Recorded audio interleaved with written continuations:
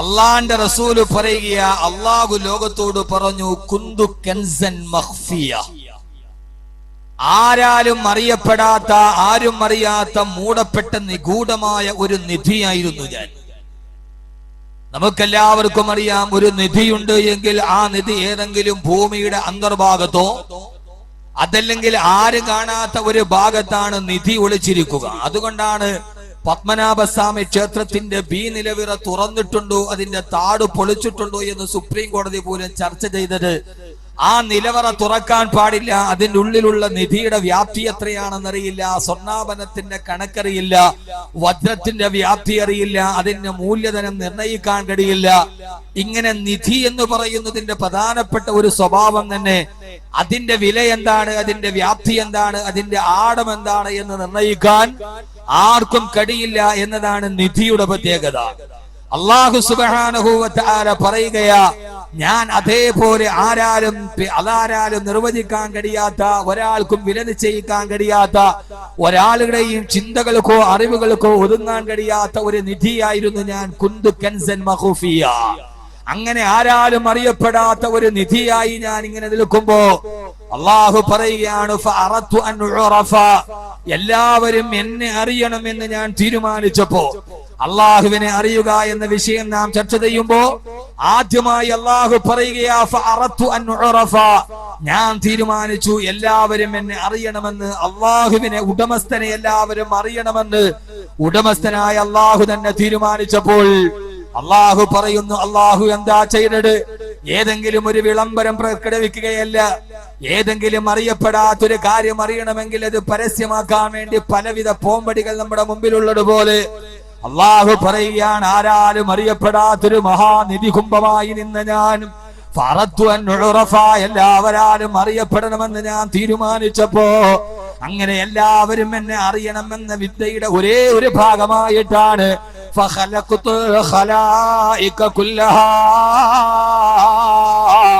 ഈ പ്രപഞ്ചത്തിൽ കാണുന്ന അഖില ലോക ബ്രഹ്മാണ്ട കടാകത്തിന്റെ ഉള്ളിൽ നിന്ന് കാണുകയും കാണപ്പെടാതിരിക്കുകയും ചെയ്യുന്ന ദിറ്റുകൾക്ക് ഗോചരവും അഗോചരവുമായ, ചേതനവും അചേതനവുമായ, ജീവനുള്ളതും ജീവനില്ലാത്തതുമായ കോടാനു കോടി സൃഷ്ടികള് ഞാൻ സൃഷ്ടിക്കാൻ തീരുമാനിച്ചെന്ന് അല്ലാഹു പറയുമ്പോ അല്ലാഹു സുബ്ഹാനഹു വ തആല പറയുകയാ, ഫഖലഖതു ഖലായിക കുല്ലഹാ, ഈ പ്രപഞ്ചത്തിൽ എന്നെ അറിയാനുള്ള തീരുമാനത്തിന്റെ ഉപോത്ബലകമായി ഞാൻ ഈ ലോകത്തുള്ള മുഴുവൻ സൃഷ്ടികളെയും സൃഷ്ടിക്കാനുള്ള കാരണമതാ. ആകാശത്തെ സൃഷ്ടിക്കാനും, ഭൂമിയെ സൃഷ്ടിക്കാനും, ജിന്നിനെ സൃഷ്ടിക്കാനും, മനുഷ്യനെ സൃഷ്ടിക്കാനും, ലോകത്തുള്ള സർവ്വലോക കോടാനുകോടി ജീവജാലങ്ങള് അതിലേറ്റവും ഉത്തമനായി വലക്കത് കറംനാ ബനീ ആദം, അതിലേറ്റവും മഹാനായി ആദമിന്റെ മക്കളെ ഞാൻ സൃഷ്ടിച്ചതും എന്നെ അറിയാനാണെന്ന് അല്ലാഹു സുബ്ഹാനഹു വ തആല. മഴ അനുഗ്രഹമാണോ അതല്ല നിരാശയാണോ എന്ന് അറിഞ്ഞൂടാ. പക്ഷെ ഇപ്പൊ മഴ പെയ്യുക, എല്ലാരും സൈഡിലോട്ടൊക്കെ മാറി നിൽക്കുന്നു. ഞാനിപ്പോ അടുത്ത് കടുവാപ്പള്ളി പ്രസംഗിച്ചു, നല്ല മഴയാ. ഇതിന്റെ പരിസരത്ത് പല ഭാഗത്തും മഴ പെയ്യുന്നുണ്ട്. എന്താ ചെയ്യുക? മഴ ഇപ്പൊ നിൽക്കുന്ന ഒരു 5 മിനിറ്റ്, 5 മിനിറ്റിനുള്ളിൽ മഴ നിൽക്കും ഇൻഷാ അല്ലാഹ്. എല്ലാവരും 3 സലാത്തിൽ ഉറക്ക സല്ലല്ലാഹു അലാ മുഹമ്മദ്. എത്ര ഉറക്ക ചെല്ലുന്ന അനുസരിച്ച് ഇൻഷാ അല്ലാഹ് മഴ ഇപ്പൊ മഴ.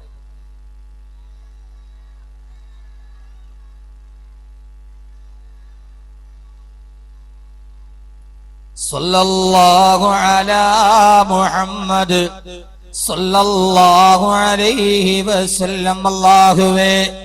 അല്ലാഹുവേ പടച്ചതമ്പുരാനെ, ഉടമസ്ഥനെ, മദീനയുടെ പുൽക്കൊടികൾ പോലും ഭരിഞ്ഞു പോകുമ്പോ മദീന മുനവ്വറയുടെ താഴ്വാരത്തേക്ക് കടന്നു വന്നിട്ട്, യാ റസൂലല്ലാഹ്,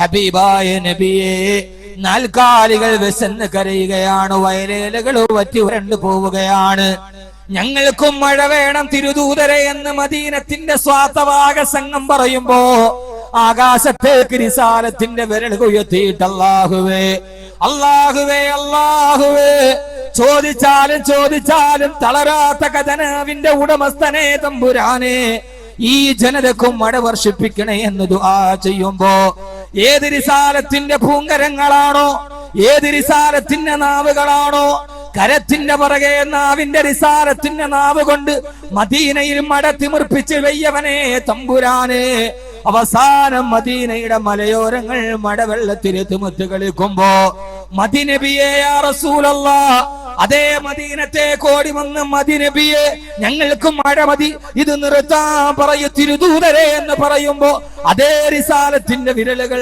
ആകാശത്തിന്റെ കാർമേഘത്തിന്റെ നേരെ പറയുമ്പോ അല്ലാഹുവേ മതി അല്ലാഹുവേ, നിന്റെ ഖജനാവിന്റെ നിർബാധമായ അനുസ്യൂതമായ പ്രവാഹം ഞങ്ങളുടെ വയറ് നിറച്ചു തമ്പുരാനെ, ഞങ്ങളുടെ വയലേലകൾ പുഷ്പിതമായി, ഞങ്ങളുടെ നാൽക്കാലികളുടെ വയറ് നിറഞ്ഞു അല്ലാഹുവേ. മദീ തമ്പുരാനെ എന്ന് പറയുമ്പോ ആവശ്യാനുസരണം മഴ നൽകിയിട്ട് അത് മദീനത്തിന്റെ മണ്ണിൽ നിന്ന് മതി എന്ന് തീരുമാനിച്ച ലോകത്തിന്റെ ഖജനാവിന്റെ ഉടമസ്ഥനെ തമ്പുരാനെ, അല്ലാഹുവേ നിന്നെ അടിമകൾ ഞങ്ങൾ, നിന്നെ കുറിച്ച് പറയാൻ വന്നവർ, നിന്നെ കുറിച്ച് കേൾക്കാൻ വന്നവർ, നിന്റെ ഹബീബിന്റെ മദ്ഹ് പറയാൻ വന്നവർ, അല്ലാഹുവേ അല്ലാഹുവേ, ഈ മഴ നിന്റെ അനുഗ്രഹമാണ്, ഈ മഴ നിന്റെ ആദാബുമാണ്. ഒരു സമൂഹത്തെ നീ തകർത്തെറിഞ്ഞത് ഈ മഴ കൊണ്ടാണ് അല്ലാഹുവേ. ഇന്നും ജമ്മു കാശ്മീരിൽ ഏതാണ്ട് 4.5 ലക്ഷത്തോളം ജനങ്ങൾ ഈ മഴവെള്ളപ്പാച്ചിലിൽ ഹതാശരായി, ഭക്ഷണമില്ല, വെള്ളമില്ല. ഈ ജമ്മു കാശ്മീരിലെ ഗംഗാ നദീതടമടക്കമുള്ളവ ഏതാണ്ട് 1000 അടിയോളം മഴവെള്ളപ്പാച്ചിൽ വരുമ്പോഴും ഇന്ന് രാവിലെ പത്രത്തിലെ ഞെട്ടിപ്പിക്കുന്ന വാർത്ത, വെള്ളം കുടിക്കാനില്ലാതെ കാശ്മീരിലെ ജനങ്ങൾ പൊറുതിമുട്ടുകയാണത്രേ. എന്താണ് കേൾക്കുന്നത്? ഇതാണ് അല്ലാഹുവിനെ അറിയുക. കാശ്മീർ മുഴുവനും വെള്ളത്തിൽ മുങ്ങുമ്പോഴും വൈദ്യുതി നഷ്ടപ്പെട്ട് പർവ്വതത്തിന്റെ മുകളിൽ, കുന്നുകളുടെ മുകളിൽ ഓടിയെത്തിയവർ, അവർക്ക് കുടിക്കാൻ വെള്ളമില്ലത്രേ. പണ്ട് CH പറഞ്ഞ വാക്കുകൾ ഓർക്കുകയാണ്, വെള്ളം വെള്ളം സർവത്ര, തുള്ളി കുടിക്കാനില്ലത്രേ. സീതി ഹാജിയാണെന്ന് തോന്നുന്നു, അദ്ദേഹം ഒരു സായിപ്പിന്റെ ഇംഗ്ലീഷ് പ്രസംഗം ട്രാൻസ്ലേഷൻ ചെയ്തതാണ്. വെള്ളം വെള്ളം സർവത്ര, തുള്ളി കുടിക്കാനില്ലത്രേ. എല്ലായിടത്തും വെള്ളമാണ് സഹോദരങ്ങളെ. ഇതാണ് പടച്ച തമ്പുരാന്. അഫറഅയ്തും മാ തഹ്റുസൂൻ അൻതും തസ്റഊനഹു അം നഹ്നു സാരിഊൻ ലൗ നശാഉ ലജഅൽനാഹു ഹുതാമാ ഫളൽതും തഫക്കഹൂൻ.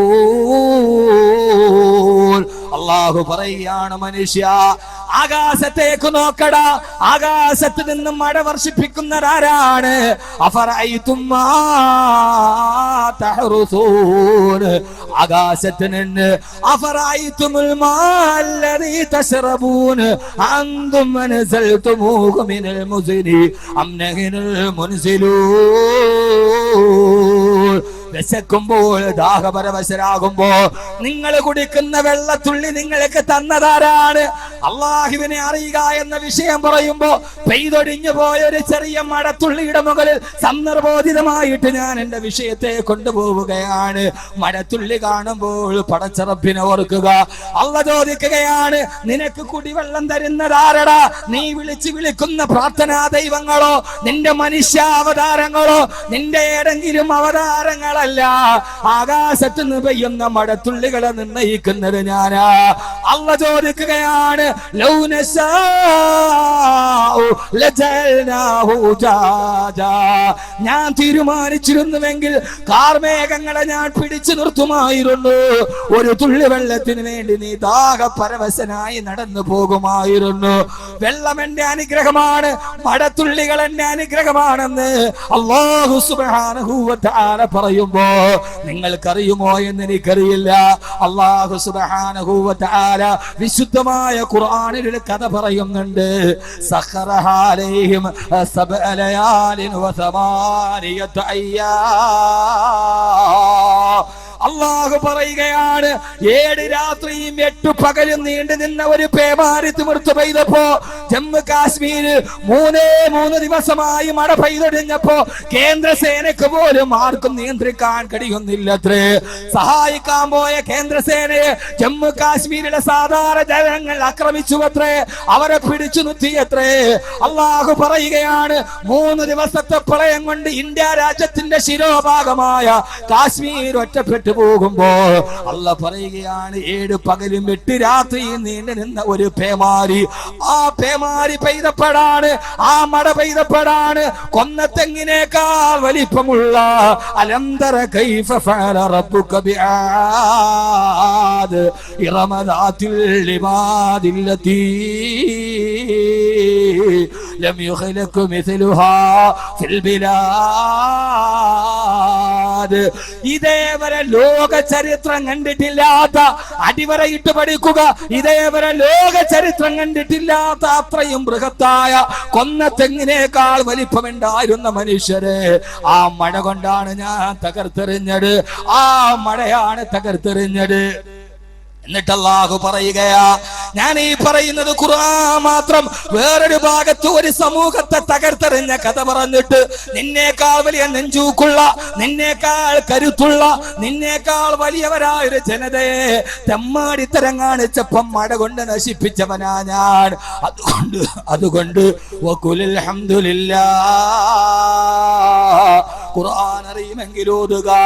അല്ലാഹു പറയുകയാണ്, വഅംതർനാ അലൈഹിം മതറാ, അവർക്ക് ഞാൻ മഴ പെയ്തപ്പോ, ആ മഴ കൊണ്ട് ഞാൻ അവരെ തകർത്തെറിഞ്ഞപ്പോ മഴ പെയ്യുന്നത് കണ്ടാൽ വഖുലുൽ ഹംദുലില്ലാഹ്, നിങ്ങളെല്ലാം അൽഹംദുലില്ലാഹ് എന്ന് പറയണേ. ഏത് സമയത്തും മഴ പെയ്താലും പോരയുടെ മുസ്ലിം ജമാഅത്തിന്റെ സംഘാടക സമിതിക്ക് ഉണ്ടാവാം, റബ്ബേ ഈ സമയത്തും മഴ പെയ്തു പോയല്ലോ, രണ്ടാമത് മാറ്റിവെച്ച പരിപാടിയാ, നഊദു ബില്ലാഹ് തോന്നുന്നുണ്ടാവും. ഞാൻ പറയുന്നു, മഴ പെയ്യുന്നത് കണ്ടാൽ ആ സമയത്ത് നിങ്ങൾ പറയേണ്ടത് എന്താ? ഞാനല്ല, അല്ലാഹ് പറയുകയാ, വഖുലിൽ ഹംദുലില്ലാഹ്, അൽഹംദുലില്ലാഹ്, അൽഹംദുലില്ലാഹ്, അൽഹംദുലില്ലാഹ്, സർവസ്തുതിയും നിനക്കാണ് തമ്പുരാനെ. എന്തുകൊണ്ടാ പറയേണ്ടത്? ശാസ്ത്രത്തിന്റെ കണക്കനുസരിച്ച് ഏറ്റവും താഴെയുള്ള മേഘം 10,000 കിലോമീറ്റർ മുകളിലാ നിൽക്കുക, ഏറ്റവും താഴ്ഭാഗത്തുള്ള മേഘം 10,000 കിലോമീറ്റർ മുകളിലാണ്. അവിടെ നിന്നൊരു മഴത്തുള്ളി താഴോട്ട് വരുമ്പോ 1 മണിക്കൂറിൽ 900 കിലോമീറ്റർ സ്പീഡിലാ ഒരു മഴത്തുള്ളി വരിക. ആ മഴത്തുള്ളി അതേ വരുന്ന സ്പീഡിലെങ്ങാനും നമ്മുടെ തലയിലെങ്ങാനും വന്ന് പതിച്ചാ, പൊന്നുമോനെ, നിന്റെ തലച്ചോറ് ചിതറിപ്പോകുന്ന വേഗതയാ. അത്രയും വേഗതയിൽ അല്ലാഹു വിടുന്ന ഈ മഴത്തുള്ളി മനുഷ്യൻ താമസിക്കുന്ന ഭൂമിയുടെ 1 കിലോമീറ്റർ മുകളിലെത്തുമ്പോ 1 മണിക്കൂറിൽ 900 കിലോമീറ്റർ എന്ന സ്പീഡ് 1 മണിക്കൂറിൽ 7 കിലോമീറ്റർ ആയി കുറയുകയാണ്. ആ സ്പീഡ് കുറഞ്ഞ മഴത്തുള്ളിയാണ് നമ്മുടെ തലയിലെത്തുക. അപ്പൊ ആദ്യഗോത്രം തകർന്നതെങ്ങനെയാ? അവരെ മുകളിലെത്തിയപ്പോ 1 കിലോമീറ്റർ മുകളിലെത്തിയപ്പോ അല്ലാഹു മഴത്തുള്ളിയുടെ വേഗത കുറച്ചില്ല. വേഗതയിൽ വന്ന മഴത്തുള്ളി തലയിൽ ചെറിച്ച് തലച്ചോറ് ചിതറിത്തെറിച്ചു മരിച്ചപ്പോ അല്ലാഹു പറയുകയാണ്, നിങ്ങൾക്ക് ഞാൻ ആ സംവിധാനം ഒരുക്കി തന്ന് ആ മഴത്തുള്ളി 1 കിലോമീറ്റർ മുകളിലെത്തുമ്പോ വേഗത കുറച്ച് തന്ന എന്നെ. വഖുലിൽ ഹംദുലില്ലാഹ്, നിങ്ങൾ സർവസ്തുതിയും എനിക്കാണെന്ന് പറഞ്ഞോ എന്ന് അല്ലാഹുവിന്റെ വിശുദ്ധ ഖുർആൻ. അതുകൊണ്ട് ചുരുക്കത്തിൽ ഞാൻ എൻ്റെ പ്രിയപ്പെട്ട സഹോദരങ്ങളോട് പറഞ്ഞത് പോരയിടത്തെ പള്ളി മദ്രസയിൽ ഏതാണ്ട് 4ാം ക്ലാസ്സിൽ പഠിക്കുമ്പോ നമ്മൾ ചെന്നിരിക്കുമ്പോ ആദ്യമായി പലകബെഞ്ചിലിരിക്കുമ്പോ ഉസ്താദ് പറയാറുണ്ട്, ഈമാൻ കാര്യങ്ങൾ പഠിപ്പിക്കുമ്പോ, ഇസ്ലാം കാര്യം പഠിപ്പിക്കുമ്പോ അന്ന് നമ്മൾ ആദ്യമായിട്ട് കേട്ടതാണ് തുഅ്മിന ബില്ലാഹ്, അല്ലാഹുവിലുള്ള വിശ്വാസമാ. ഈമാൻ കാര്യത്തിൽ ഒന്നാമത്തെ കാര്യം അല്ലാഹുവിലുള്ള വിശ്വാസമാ. എന്താ പടച്ചറപ്പിലുള്ള വിശ്വാസം? എന്താ പൊന്നുമോനെ? പടച്ചറപ്പിന്റെ വിശ്വാസം എന്ന് പറഞ്ഞാൽ ആകാശത്ത് തിമിർത്തു പെയ്യുന്ന മഴത്തുള്ളികളുടെ പുറകിൽ പോലും എല്ലാം അറിയുന്ന സർവജ്ഞാനിയായ സർവവ്യാപിയായ എന്റെ അല്ലാഹുവിന്റെ ഇടപെടലെന്ന് മനസ്സിലാക്കിയിട്ട് ആദ്യം പറഞ്ഞ ഹദീസിലേക്ക് തന്നെ തിരിച്ചു വരട്ടെ. അല്ലാഹു അല്ലാഹു പറയാണ്, എന്നെ എല്ലാവരും അറിയണമെന്ന് തീരുമാനിച്ചപ്പോ ആ തീരുമാനത്തിന്റെ ഭാഗമായിട്ടാണ് ഫഖലഖതുൽ ഖലായിക കുല്ലഹാ, എല്ലാ ജീവജാലങ്ങളെ ഞാൻ സൃഷ്ടിക്കാൻ തീരുമാനിച്ചു. അല്ലാഹു പറയാ. അതുകൊണ്ട് മഴ പെയ്യുമ്പോൾ അൽഹംദുലില്ലാ എന്ന് പറയാം.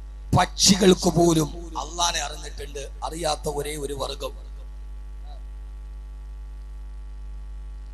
അല്ലെ പക്ഷികളുടെ. അതേ പക്ഷി പറക്കുന്നു, ഫ്ലൈറ്റും പറക്കുന്നു, വിമാനവും പറക്കുന്നു. പക്ഷിക്ക് പേടിയുണ്ട്.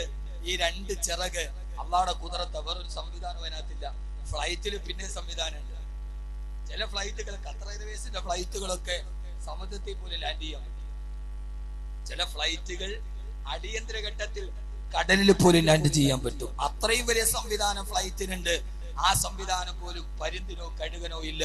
പക്ഷെ പറക്കുമ്പോൾ അതിനറിയാം അള്ളാഹുവിന്റെ കുദറത്താണ്. ചിറകൊന്ന് തളർന്ന താഴെ വീടും, മക്കൾ പട്ടിണിയിലാവും. അതുകൊണ്ട് അവർ അള്ളാനെ അറിഞ്ഞിട്ടാണ് ജീവിക്കുന്നത്.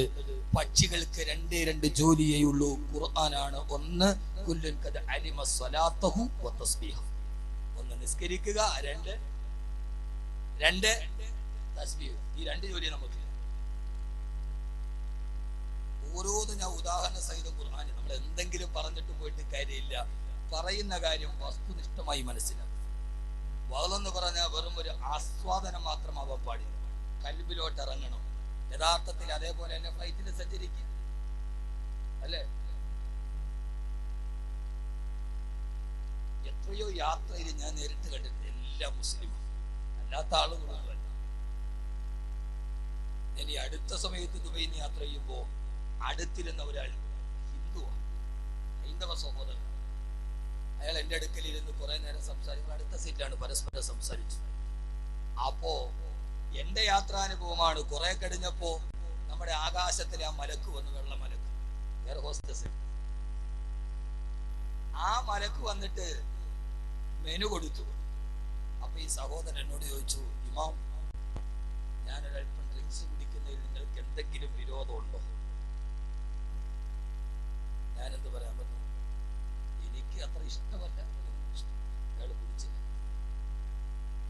ഈ ലാസ്റ്റ് യാത്ര ഞാൻ ദുബൈയിൽ നോക്കൂ, ഞാൻ പറഞ്ഞു എനിക്കിത് ഇഷ്ടമല്ല, ഞങ്ങളത് ഉപയോഗിക്കാറില്ല, എന്തിനാണ് വെറുതെ ഈ ശരീരത്തിന് ദൂഷ്യം. ആ മനുഷ്യൻ വേണ്ടാന്ന് അയാൾ കുടിച്ചില്ല. അവിടെ നമ്മുടെ എവിടെയെങ്കിലും ആളായിരുന്നെങ്കിൽ എന്നെ തൊപ്പിക്കാൾ രണ്ടെണ്ണം കൂടെ കുടിച്ചു. മലപ്പുറം ജില്ലയിലെ പള്ളിയിൽ വേൾഡ് കപ്പ് നടക്കുമ്പോൾ അതിന്റെ മിനാരത്തിന്റെ മുകളിൽ ജുമാ നമസ്കാരത്തിന് ശേഷം പള്ളിയുടെ നേരെ ഓപ്പോസിറ്റ് മലപ്പുറത്തെ ചെറുപ്പക്കാര് ഫ്ലെക്സ് കെട്ടി. എന്താണെന്നറിയോ, കൊല്ലാക്ക അങ്ങനെ പലതും പറയും, പക്ഷെ കപ്പ് ബ്രസീലിന് തന്നെ. ഫ്ലെക്സ് കെട്ടി. അന്നത്തെ വെള്ളിയാഴ്ച ഖത്തീബ് വേൾഡ് കപ്പിനെതിരെ സംസാരിച്ചു. ചെറുപ്പക്കാർ ഖത്തീബിനോടുള്ള ദേഷ്യത്തിന് ഖത്തീബിന്റെ നെഞ്ചിന് നേരെ ഫ്ലെക്സ് കെട്ടി. ആ ഹൈന്ദവ സഹോദരൻ ഞാനത് പറഞ്ഞപ്പോ കുടിച്ചു. നിങ്ങളൊന്ന് ആലോചിച്ച് നോക്കി. അപ്പൊ ഇത് അറിയാത്തത് ആരെക്കുറിച്ച് മാത്രമാണ്?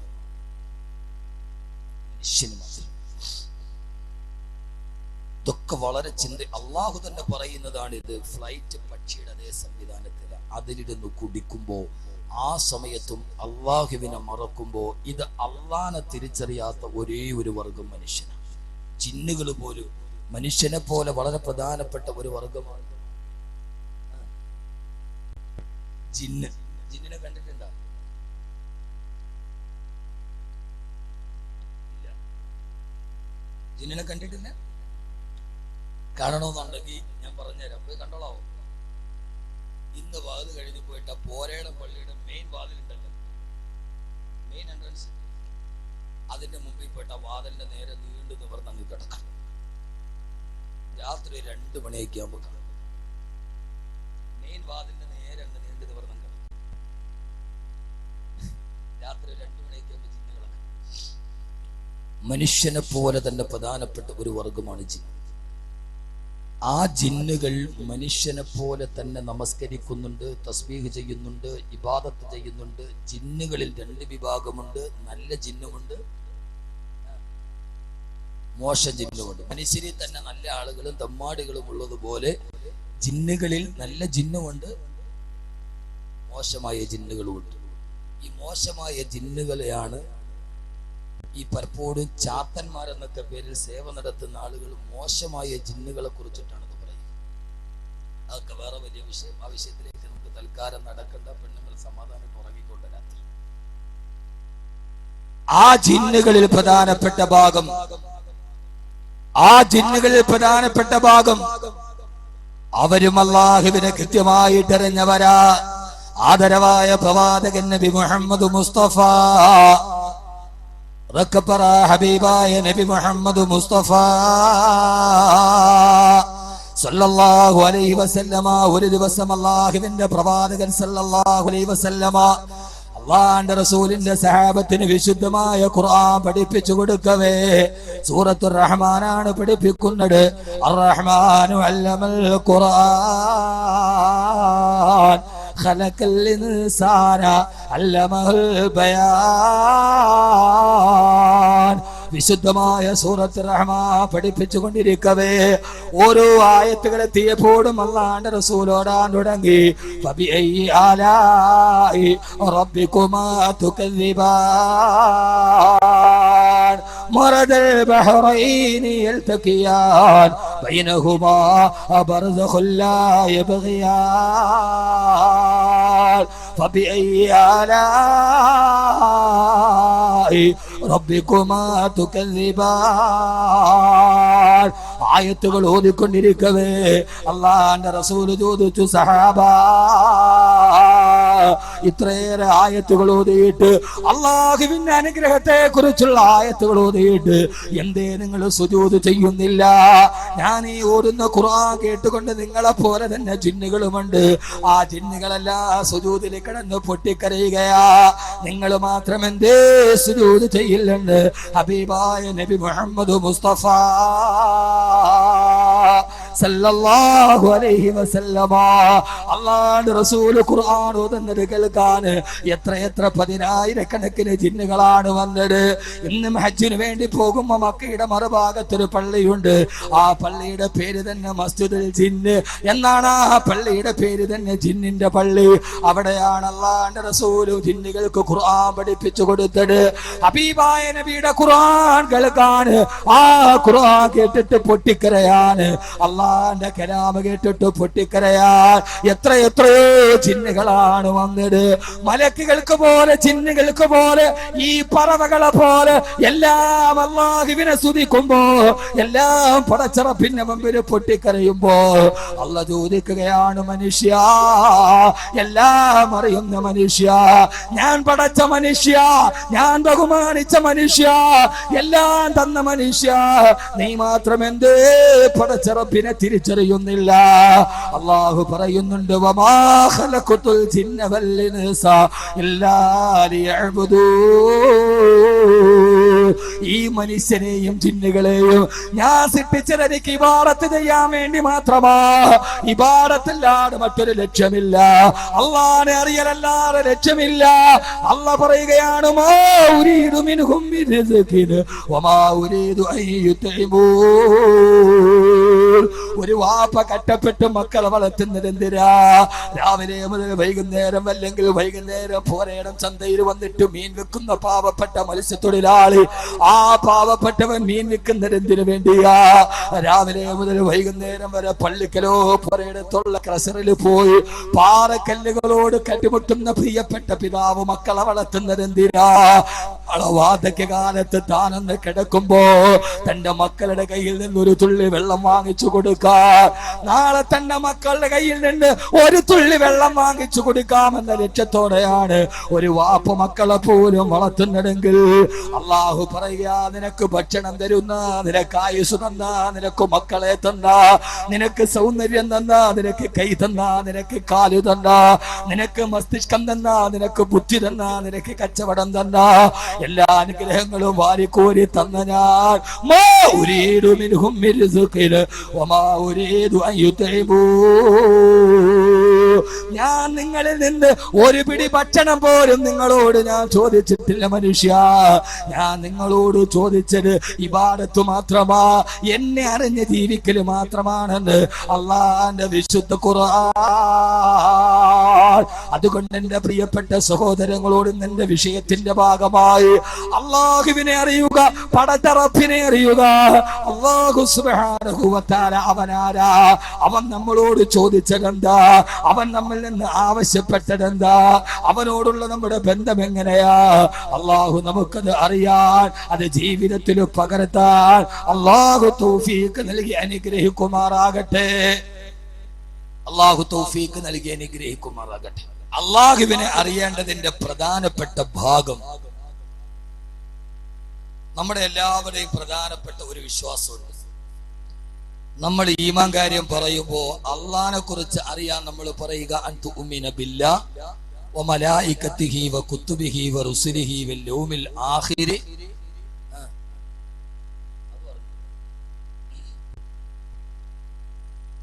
വൽ ഖദരി ഖൈരിഹി വ ശർരിഹി മിനല്ലാഹി തആല. അല്ലാഹുവിൽ വിശ്വസിക്കുക, മലക്കുകളിൽ വിശ്വസിക്കുക, കിതാബുകളിൽ വിശ്വസിക്കുക, ഖിയാമത്ത് നാളിൽ വിശ്വസിക്കുക, അവസാനം വൽ ഖദരി ഖൈരിഹി വ ശർരിഹി മിനല്ലാഹി തആല. നന്മയാകട്ടെ തിന്മയാകട്ടെ അത് മുഴുവനും അല്ലാഹുവാണ് എനിക്ക് ജീവിതത്തിൽ നിശ്ചയിച്ചത് എന്ന ബോധം നമ്മുടെ ജീവിതത്തിൽ